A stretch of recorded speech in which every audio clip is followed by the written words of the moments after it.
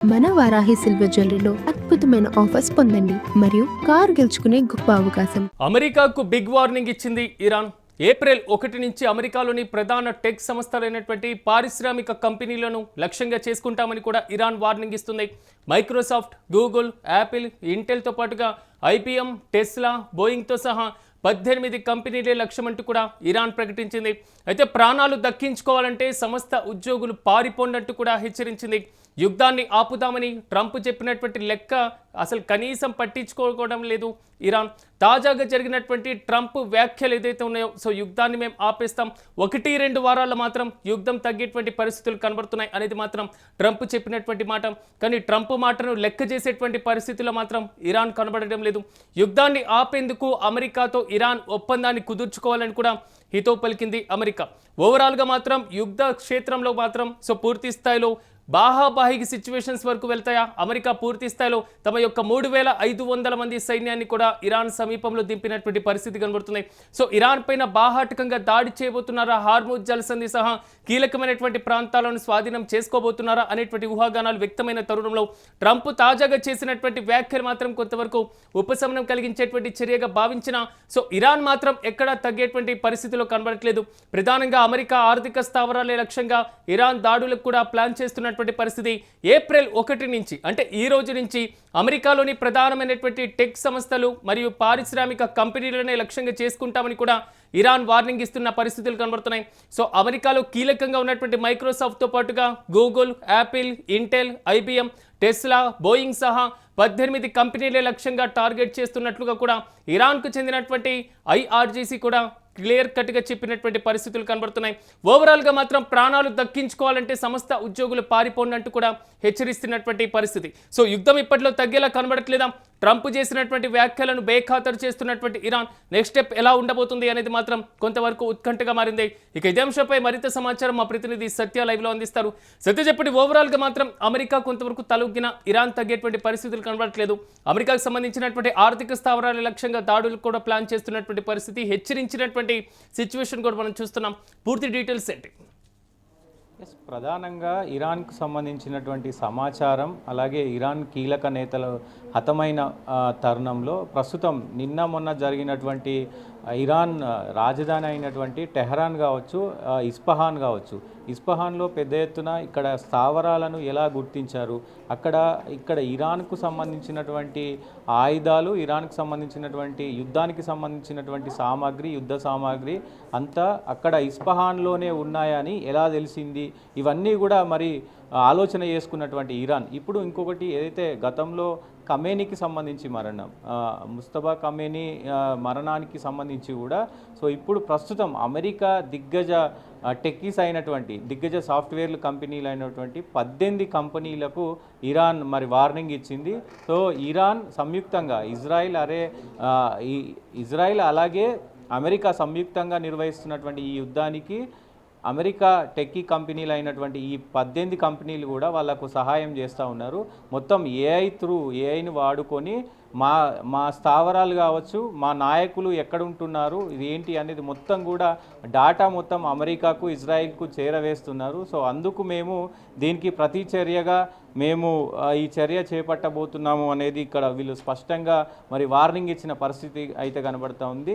So ఈ కంపెనీలు ఎక్కడైతే ఉన్నాయో మొత్తం కూడా ఈ కంపెనీలకు సంబంధించి ప్రధాన లిస్టులో అయితే గూగుల్, అలాగే Microsoft, Apple, meta, Tesla, Intel, IBM, Amazon, Boeing, Nvidia ఇట్లాంటి ఇంకా 18 కంపెనీలు, దాదాపు అన్ని దిగ్గజ కంపెనీలు అయినటువంటి కంపెనీలు, సాఫ్ట్వేర్ కంపెనీలకు వార్నింగ్ ఇచ్చారు.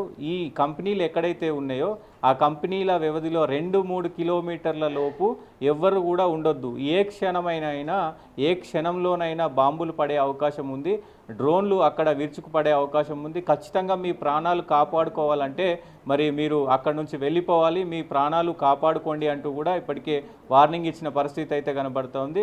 సో ఇదంతా డాటాకు సంబంధించి వ్యవహారం. నిన్న ఏదైతే ఇస్ఫహాన్లో జరిగినటువంటి మొత్తం కూడా విధ్వంసం కూడా మరి అమెరికా ధీటుగా దీన్ని దాడి చేసింది కాబట్టి అసలు ఈ ఇన్ఫర్మేషన్ అంతా ఎలా వెళ్తుంది అనేది కొంత మరి ఇరాన్ మొత్తం కూడా సేకరించిన పరిస్థితి అయితే కనబడుతోంది. ఇరాన్కి ఈ మొత్తం వ్యవహారంలో సో ఈ కంపెనీలు సహాయం చేశాయి.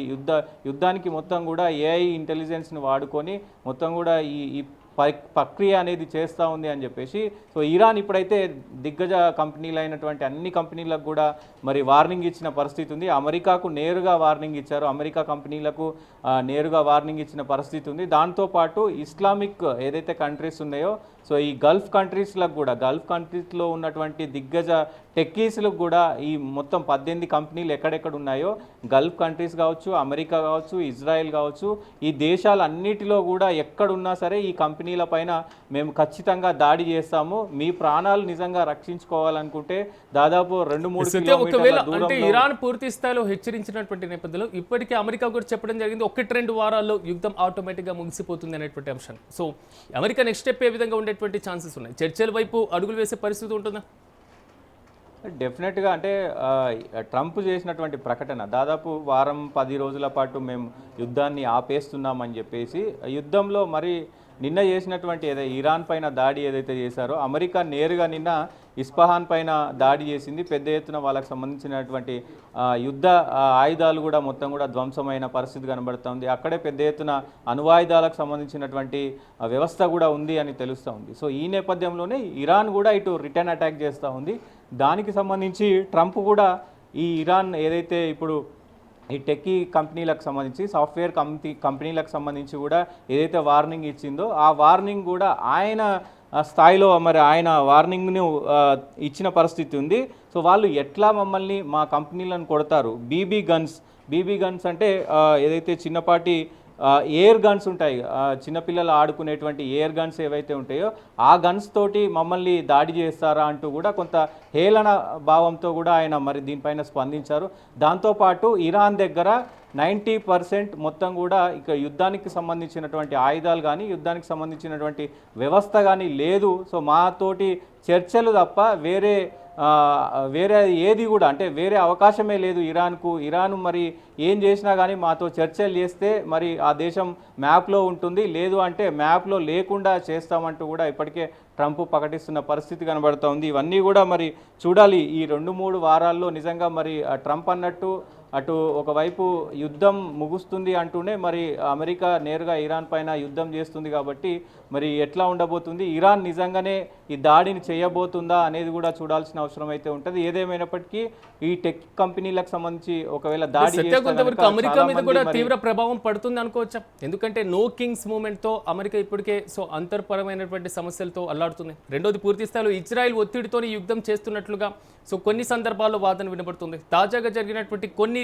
విరామం అనేటువంటి ప్రక్రియ చేపడుతుంది అంటే అమెరికా కొంతవరకు యుద్ధ ప్రభావం ఆ దేశం మీద పడుతుంది అనుకోవచ్చా? తాజాపరమైనటువంటి ఈ దాడుల హెచ్చరిక కూడా కొంతవరకు కలకలం రేపుతుంది అనుకోవచ్చు అమెరికాలో.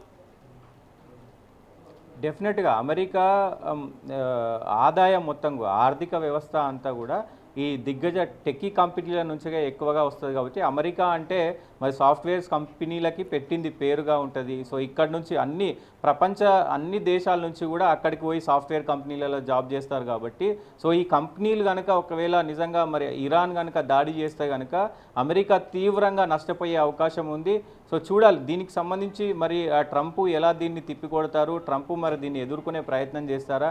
ఎందుకంటే ఆర్థిక వ్యవస్థలో సగం కంటే ఎక్కువ భాగం మొత్తం అంటే అమెరికా మొత్తం కూడా ఈ టెక్కీ కంపెనీల పైననే ఆధారపడి ఉంటాయి. ప్రపంచ దేశాలన్నిటికి కూడా అమెరికా సాఫ్ట్వేర్ నుంచే మొత్తం కూడా వ్యవస్థ అంతా నడుస్తుంది కాబట్టి అమెరికాలో ఒకవేళ సాఫ్ట్వేర్ కంపెనీలు నష్టపోయినా వేరే దేశాలకు కూడా ఇబ్బంది కలిగే అవకాశం ఉంటుంది. ఇప్పుడు ఇండియాకు సంబంధించినటువంటి కంపెనీలకు కూడా మరి ఎందుకంటే మొత్తం మెయిన్ హెడ్ ఆఫీసులు అమెరికాలో ఉంటాయి, మిగతా కో ఆఫీసులు అన్నీ కూడా ఆయా దేశాల్లో ఉంటాయి కాబట్టి అన్ని దేశాలకు కూడా ఇబ్బందికరమైనటువంటి పరిస్థితి వచ్చే అవకాశం అయితే ఉంది. మరి చూడాలి ఎట్లాంటి పరిణామాలు చోటు చేసుకోబోతున్నాయి. సో మరి దీన్ని ట్రంప్ ఎలా తిప్పికొడతారు, ఇరాన్ నిజంగానే ఈ కంపెనీల పైన దాడి చేస్తుందా, ఎట్లాంటి చర్యలు రాబోతున్నాయి, ఎట్లాంటి మరి యుద్ధం ఎటువైపు వెళ్ళనుంది, సో మరి నిజంగానే యుద్ధం ఆగిపోతుందా ట్రంప్ అన్నట్లు చూడాల్సిన అవసరం అయితే ఉంటుంది. Siraj right Satyam, thank you.